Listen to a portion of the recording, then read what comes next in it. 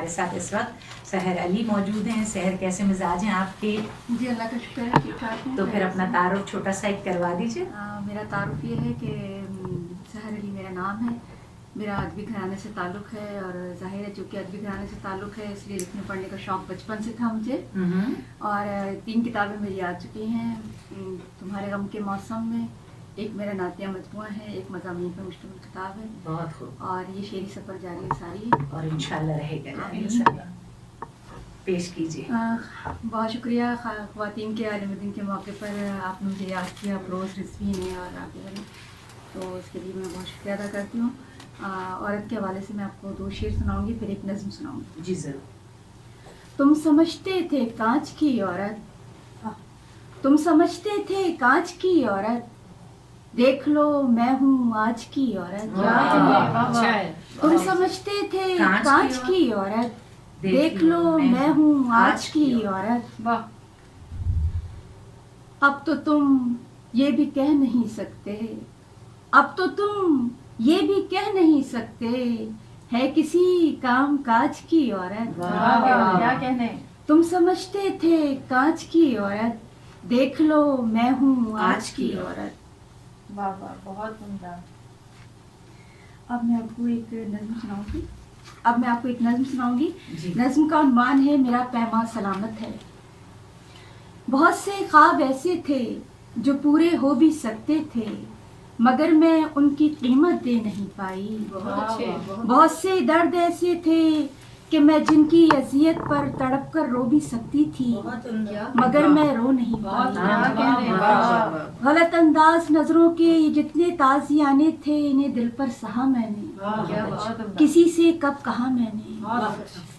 غلط انداز نظروں کے جتنے تازیانے تھے, انہیں دل پر سہا میں نے, کسی سے کب کہا میں نے. بہت سے دل نشی وعدے, بہت سی ریشمی باتیں نظر کے آئینے میں تھی, مگر میں ان کی جانب بڑھ نہیں پائی. میں اپنے لمس کی خوشبو ہوس کی باس میں لپٹی ہوئی سانسوں کو کیا دیتی. میں اپنے لمس کی خوشبو ہوس کی باس میں لپٹی ہوئی سانسوں کو کیا دیتی. بدن کی آگ میں کندن بنے خوابوں کا کیا کرتی. بدن کی آگ میں کندن بنے خوابوں کا کیا کرتی. کہاں تک جسم میں چپتی نظر کے وار سے الجھی کسی کردار میں جیتی. کہاں تک جسم میں چپتی نظر کے وار سے الجھی کسی کردار میں جیتی.